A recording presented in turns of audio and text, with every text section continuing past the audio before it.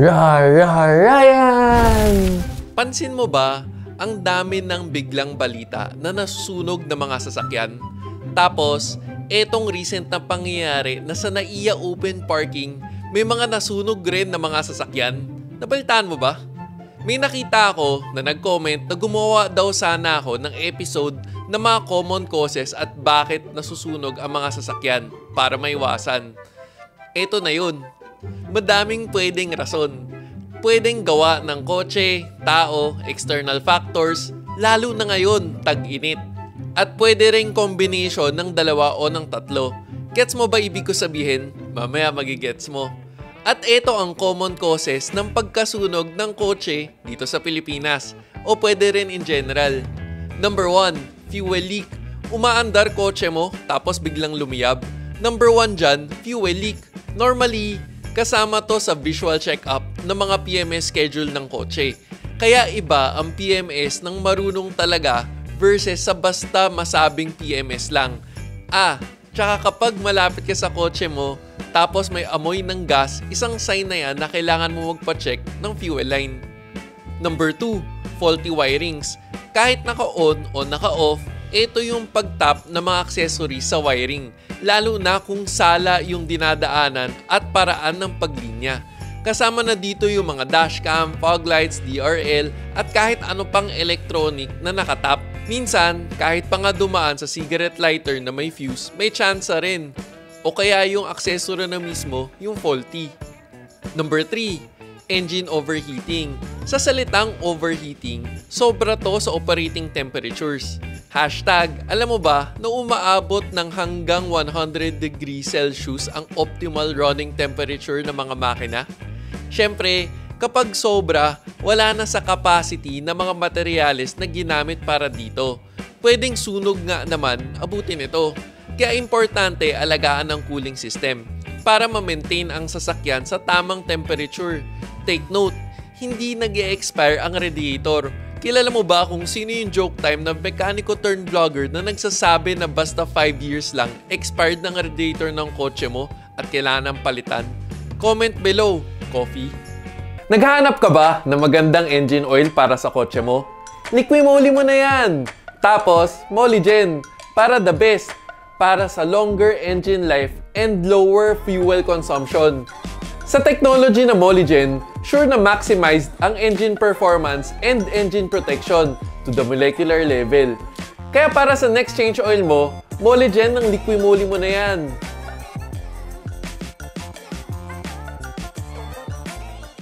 Number 4, oil leak.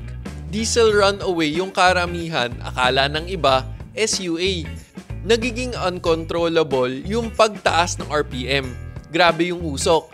Same concept dun sa overheating. Continuous kasi ang high RPM. Minsan, possible pa na lampas pa sa limiter.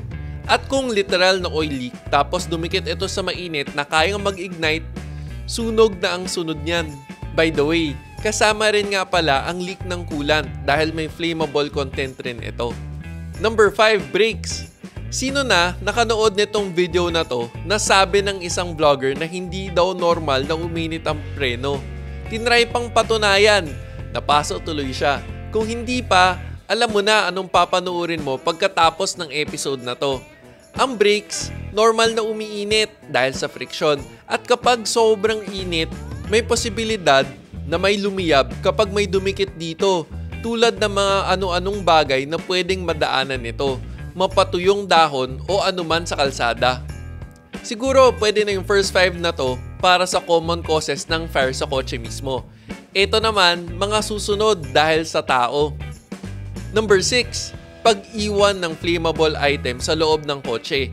Kasama na dito yung mga disposable lighters. Medyo common sense na lang rin kasi flammable talaga yan. Diba? Parang oven na nga ang init ng sasakyan pagpasok mo pa lang, lalo na kung nakabilad sa initan. Isama na rin natin yung iba pang flammable items tulad ng pabango at alcohol. Kagulong mo, men! Speaking of gulong, eto, fun fact. Hashtag, alam mo ba na isa sa comfort factor ng sasakyan mo ay ang gulong? Ito ang Kinto Tires, Japanese technology, made in Thailand. Ito ang tires for driving comfort. maporma pa. Number 7. Ang pag-iwan ng mga gamit na pwedeng mag-cause ng refraction. Hindi ko lang alam ano ang Tagalog ng refraction, pero ito yung same concept sa magnifying glass, kung saan pwedeng mag-focus ang ilaw na magkukos ng higher temperature. Kahit mineral bottle pwede, eyeglasses na naiwan, lalo pa yung suction na ginagamit na pandikit sa salamin, basta nagpapatutok ng ilaw. Number 8. Mga gamit naman na nag-overheat sa loob ng sasakyan, tulad ng mga kagamitan na may battery. Power bank, laruan ng bata, portable fan. Ultimo nga, yung mga solar accessories na nasa dashboard, pwede rin maging cause ng umpisa ng sunog. Dagdag ko na rin pala yung mga laptop na minsan naiiwan pang naka-on sa loob ng bag na nasa loob rin ng sasakyan. Tapos, itong mga susunod, external factors naman na tayo. Number 9, vehicle accidents. Kapag nabangga ka, may leak. Pwedeng may short circuit o dumikit sa mainit na parte ng makina na pwedeng magsanhi ng sunog ulit.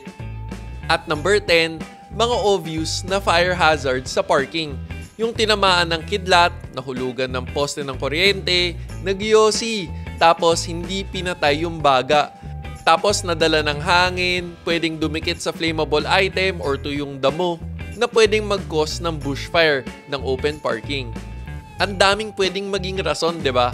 Ang sakit makita ng mga sasakyan na nasusunog, lalo na kung wala kang magawa. Magandang magdala ng fire extinguisher. At mas maganda pa na naka-insure parate ang sasakyan. Dagdag ko na lang rin na hindi lahat ng parking establishments o parking operators ay may general liability insurance. Tapos, kadalasan kasi may ganito pang nakasulat sa parking ticket. Gusto mo ba ng episode ng ano ang signs ng isang magandang car insurance? Sabihin mo lang. Sana sa episode na to, alam mo na mga dapat iwasan para hindi masunog ang sasakyan. Kung nakatulong tong episode na to sa'yo, huwag kalimutan i-like ang video at sa mga hindi pa nakasubscribe, baka naman, para parating updated sa mga relevant car videos. Sana nakatulong. Hashtag, alam mo ba na may battery palang Hitachi na ang pangalan na ngayon ay Toflong Battery? Tapos, ang slogan ng Toflong ay the heart of the vehicle. Kaya dapat, literal na tough na at long-lasting ang battery nila. Mga Japanese talaga, masyadong literal. At ito rin ay ginagamit na OEM battery ng mga Japanese car brands. JDM, number 1. O teka, pag may nakalimutan man ako, comment down below. This is me, Real Ryan, bringing you real talk, real experiences, and real reviews. Don't forget to subscribe, like, and click the notification bell. Thank you for watching. Peace.